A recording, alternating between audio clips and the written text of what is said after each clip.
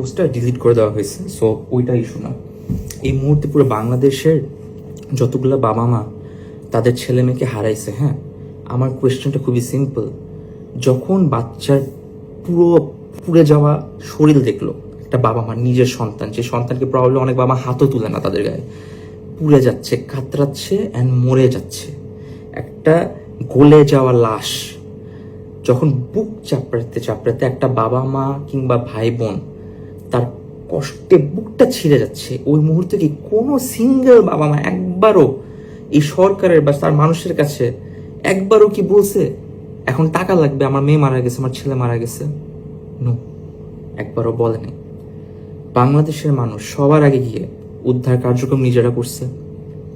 হসপিটালে দৌড়াদৌড়ি নেওয়া, ক্যারি করা, যানবাহন অ্যারেঞ্জমেন্ট করা, পানি, যত ফ্রেন্ডস অ্যান্ড ফ্যামিলি থেকে ফান্ডিং, সব কিছু কিন্তু জনগণ নিজের থেকে করছে। নট বিকজ সরকারের একটা পোস্টের জন্য কেউ বসেছিল। এই পোস্টটা করার আগে কেউ কি একবারও চিন্তা করছে এই যে এত বড় একটা মেম্বারের যে কার্টুনিশ পার্লামেন্ট, যে পার্লামেন্টে যেই বসে তারই কমন সেন্স হারায় ফেলে, নো ম্যাটার কোন গ্রুপ কোন পার্টি থেকে আসে? একবারও কেউ চিন্তা করছে what M I going to do with this post?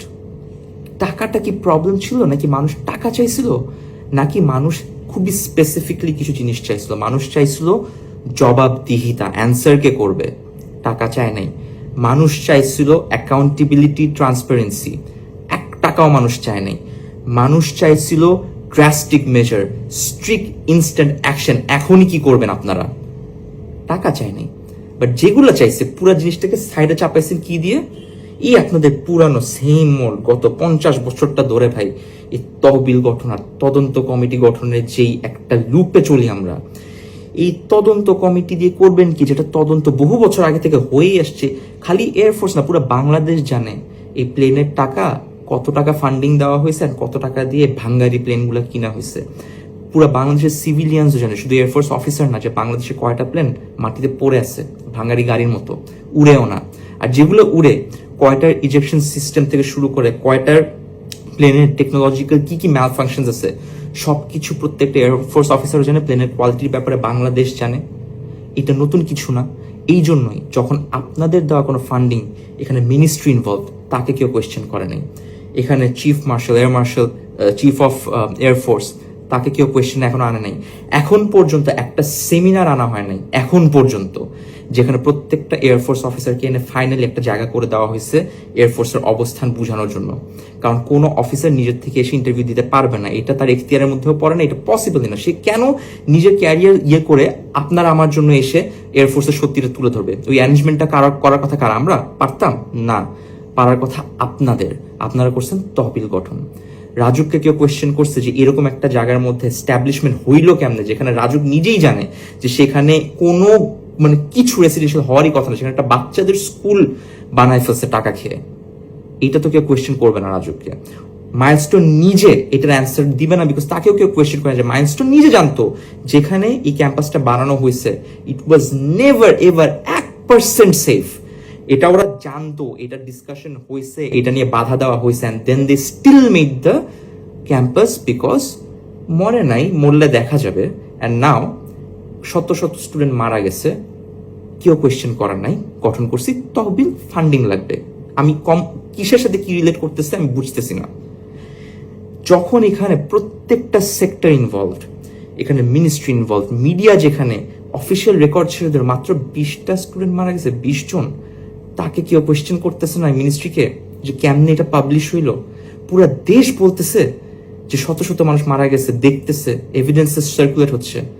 Your saying এত বড় একটা ক্যাম্পাসে এত বড় একটা ব্লাস্ট হইলো, অ্যাক্সিডেন্ট হলো, 20টা মানুষ মরে। একটা ক্লাসরুমে কয়েকটা স্টুডেন্ট থাকে বাংলাদেশে, স্পেশালি ঢাকাতে।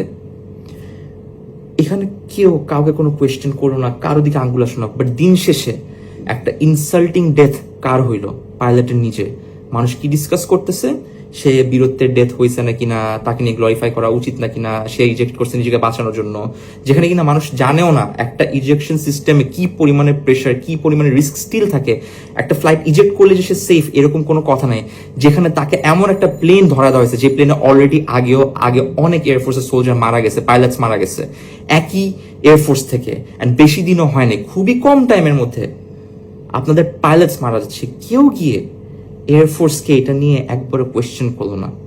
পাইলটটা মরলো তো মরলো, এমন একটা প্লেন নিয়ে মরলো যেটা অলরেডি আন্ডার কোয়েশ্চেন, এমন একটা কারাপশন নিয়ে যেটা অলরেডি আন্ডার কোয়েশ্চেন, সেটা নিয়ে কাউকে জবাবদিহিতা করা হচ্ছে না, কিন্তু টাকা চাওয়া হচ্ছে। কে চাইছে টাকা? কখন চাইছে টাকা?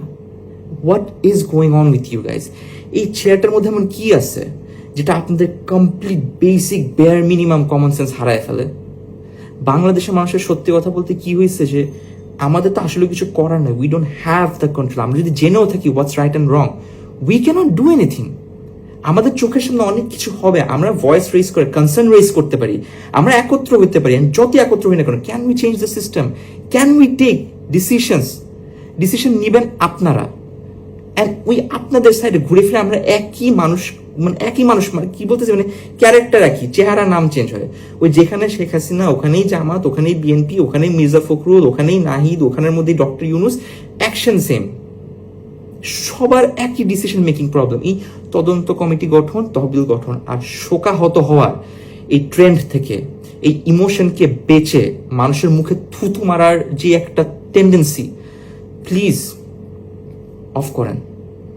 এই বাবা মাগুলা যারা ফ্যামিলি হারাইছে, দে ওক আপ, সকালে বাচ্চাদেরকে নিজ হাতে নাস্তা খাওয়াইছে, বাসে উঠছে বা রিক্সায় উঠছে, বাচ্চারা গিয়ে একজন আরেকজনের সাথে টিফিন পিরিয়ড হয়তো গল্প করছে। They had no idea about politics.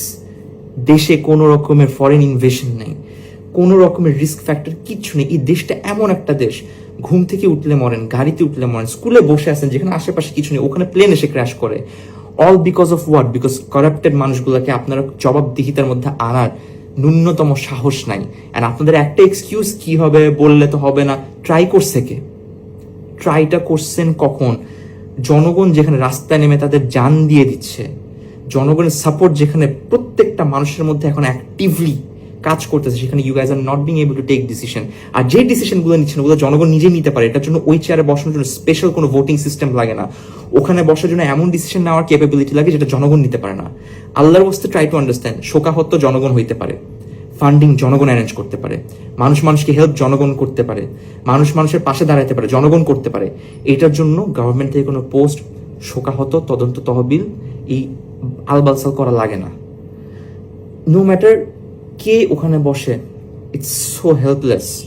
Because unfortunately no matter আমরা কত সত্য জানি, নো ম্যাটার কত এভিডেন্সেস থাকে, নো ম্যাটার কত পিন পয়েন্ট করি, কারো বাপেরও সাহস নাই এই পুরো একটা গভর্নমেন্টের মধ্যে যে প্রত্যেকটা সেক্টর থেকে তাদের হেড অফ দ্য হেড যারা জানতো যে রিস্ক ফ্যাক্টর কি কি, বা শুধুমাত্র টাকার জন্য পাইলট থেকে শুরু করে শত শত বাচ্চাদের যান তারা রিস্কে ঢালছে, অল বিকজ অফ হোয়াট? টাকা। সেখানে আপনি বলতেছেন কতটুকু অসম্মানজনক ভাবে, কি চিন্তা করে আমি জানি না, you wanted to donate money 24 hours পর, দ্যাটস ইউর টেক। এটার জন্য কোনো গভর্নমেন্ট লাগে?